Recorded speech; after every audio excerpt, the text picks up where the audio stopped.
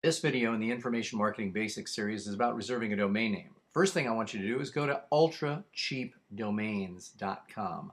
That's ultracheapdomains.com. Unless, of course, you're going to be reserving more than 50 domains a year, in which case I would direct you to another place, which I would put that as, let me just tell you where to go for that. We would go to selldomainsforprofit.com, and you could go there. So either selldomainsforprofit.com if you're doing more than 50 domains a year, or ultracheapdomains.com if you're just reserving, less than 50 domains a year. That's what you would do. Now, first thing you'll be presented with here is this main screen, and you start your domain name search here. So continuing with our example of, say, fundraising, or with anything, you're going to find that a lot of domain names that you look for are going to be taken. And so what you want to try and do is, if they are taken, is you want to make sure and have the name or the term that you're trying to rank for, like fundraising, at the beginning of your domain name. Now, fundraising.com is obviously taken. A lot of other names probably related to fundraising are taken as well. We would go back to our Google external keyword tool. Let's see if we can find it here. And so I would put in here again, Google external keyword tool, and I would find it here, and I would then click on it.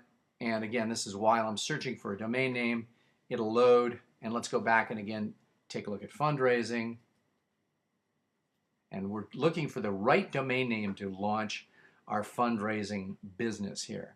So again, let's say we came up with, and let me just zoom in here a little bit. Let's say here's team fundraising ideas. Now again, what we want to do is try and make sure that the term fundraising is on the front end of this. So let's just say, I'll give you a real easy one here. Let's take a look at this one, fundraising website. Let's say that you were interested in trying to help people, and there's a pretty good number, by the way.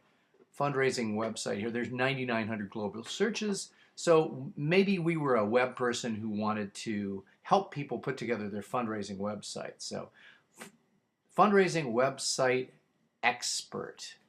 Now, by the way, let's just show you that fundraisingwebsite.com is probably going to be taken. No doubt it will be. Take a look. We click search. See, it says it's already taken. We can find out who owns it if we want. But what we could do is put in fundraising website expert or guru. And again, we want to make sure and have these two keywords at the front rather than the back end of our domain name. So fundraising website expert.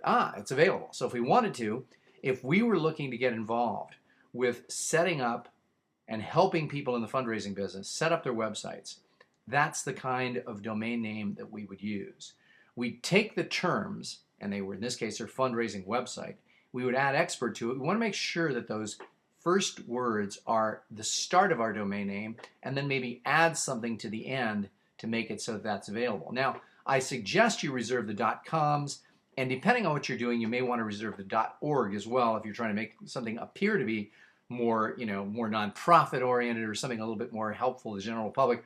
But stick with the .com or the .org. So now you've got that. You can now go and again register this domain name. As soon as you put that in there, you would click add, and then you would say it shows you that it's got there. And then if you wanted to, you could continue to registration.